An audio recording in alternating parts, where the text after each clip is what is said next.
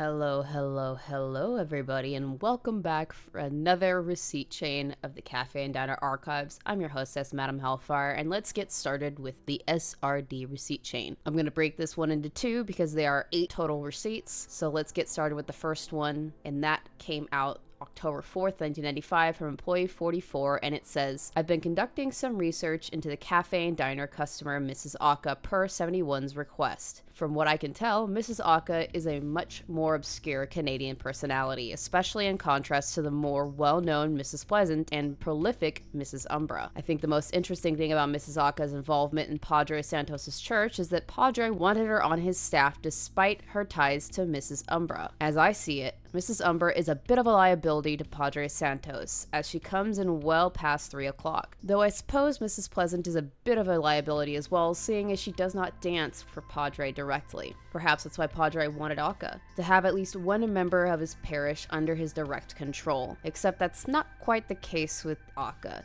Due to Aka's terms, she is fully bound to Mrs. Umbra for the time being. So, what makes Aka so special? Well, I think that 71 was being a bit deceitful when describing her. While she is a hauntingly good interior decorator regarding bathrooms, her signature piece seems to be decor from the Sengoku period. Specifically, I believe that Mrs. Aka has a certain fondness for vases depicting the likeness of Yamana Sozen. Though that really only brings more questions than answers, doesn't it? As far as I can tell, after Aka moved to Canada and took up dancing, her terms have been fairly clear since. Unless there's something about how her terms work that sets her apart from Padre's other choir dancers. The longer a Canadian dances, the better their routine becomes, especially if they can perform well under scrutinizing indigo eyes. And if Aka has been dancing for what feels like over 500 years, maybe that's the secret as to why Padre wants her. Interesting. I'm not totally sure who Mrs. Aka is at this point. I'm hoping that this receipt chain will tell me, and that will make me understand exactly what's going on and why she's as much of a problem as she is. We have SRD2 on October 13th, 1995, and it's from employee number 53, so somebody a little bit different. It says, anyone else feel tremor? That was a pretty decent one. Must have been a 3 or a 4, maybe even a 5 on the old Richie Richter scale. Not saying that it's anything particularly customer related. We are in the Golden State after all, though I haven't heard anything about it on the news yet. You know what else I haven't heard on the news? Creepy Japanese man decked out in red, walking around Long Beach like he owns the place. Not a very glamorous headline, to be fair. This brings me to the point of this lovely receipt, Mrs. Aka. She's been strolling around the cafe without a care in the world. I suppose there's no point. Whoa, aftershock.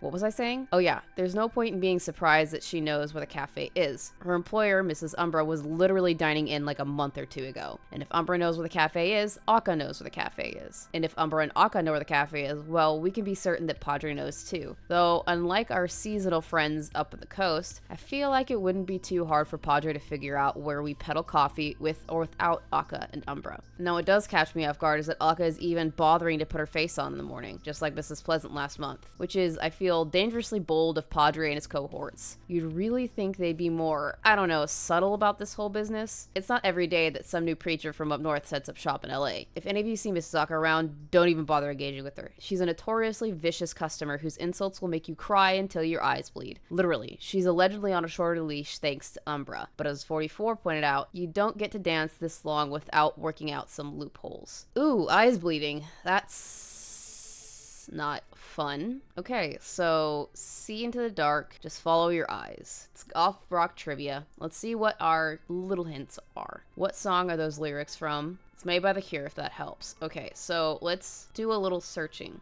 The Cure, a forest. So let's see if that's what it is. A forest. Yep, look at me doing the things, doing all the things. October 16th, 1995 from employee number 1313. So that's 3 different people in this one receipt chain already. So like, I saw a guy with red eyes or whatever outside the cafe. I don't think it was the Redman though. He looked way too young, like my age young. In fact, I feel like I've seen him before at my school. Then again, I've seen lots of guys at my school before, hard to keep track of them all. But I could swear he's like one of my brother's nerd associates of the hollowed Team Wolf's Pang, of the Okeon Ruins or whatever. I should check with them if any of his nerd pals have gone missing or if their eyes have turned red. I'm assuming this is Aka. And I mean, his eyes looked red. Like his irises were red and his white bits were totally bloodshot. He looked super pale and kind of hollow, I guess. He was just kind of shambling around, and he wasn't doing anything to the cafe as far as I could tell. He didn't try to talk to me either. He was just sort of walking around. I was going to see what he wanted, but when I saw his red eyes, I just booked it. Better safe than sorry. Maybe the Redman is just a dweeb after all. And hey, I thought the Redman wasn't allowed to play his dumb little game right now anyway. He's up to something.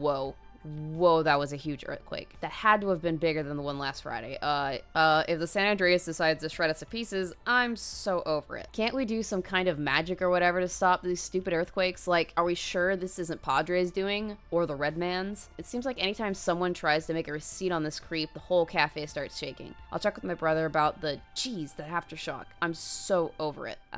It's getting worse. Alright, so employee number 53 is back on October 18th, 1995 and says, I can confirm that 1313 is right. Somehow Mrs. Aka is up to her old tricks. I'm not sure how exactly, but she's been spreading her conjunctivitis around town. Nasty. On one of my nightly patrols, I came across a man with a serious case of pink eye, and it looked like the infection was fresh, which I can only assume it means Mrs. Aka was still in the area. I didn't see her directly though, but I know she's around and playing her game despite clear indications that she shouldn't be allowed to. I tried to converse with the tourist, but he was pretty badly shaken up. From what I could extrapolate from the poor guy, he played 21 questions with Aka a few hours prior. Judging by his eyes, they were up playing late, and he must have lost. The guy didn't seem to know any particular details about Mrs. Aka, who she is, where she's from, or who she's working with. It seemed like he had already got his daily dose of coffee and was convinced that the whole affair was part of some hazing ritual gone wrong. We need to stop Aka. I mean, that much is obvious. Though I can't sit by and let her spread her nasty eye gunk around to helpless tourists. So I went over his head, sorry, and I got in touch with another set of eyes. I let them know everything we know about Aka and only Aka, and I told them where they could find this red-eyed tourist for questioning. If anyone could put a stop to Aka's unsupervised games, it'll be the Indigos, as much as I hate to admit it. And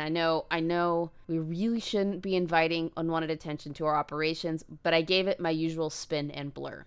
So this tells me that everything is getting really, really heated up. And I'm not super surprised that Padre and his cohorts are being a little more bold than we would have expected. I'm just really curious on where this is going to go, and we'll have to find out next week. Until then, sweet nightmares. I just wanted to take the time to thank my Patreons and channel members. Your support is so appreciated. If you are not a channel member or Patreon and you would like to become one, there's a link in the description below. All channel members and Patreons receive 24 hours early access to all content posted on both of my channels. And all Patreons or channel members of the $10 Hellhound tier can request one horror-related video or stream topic, or one horror-related game that I play on my live stream on Tuesdays and Thursdays. Again, thank you so much for supporting the channel and the content that I make.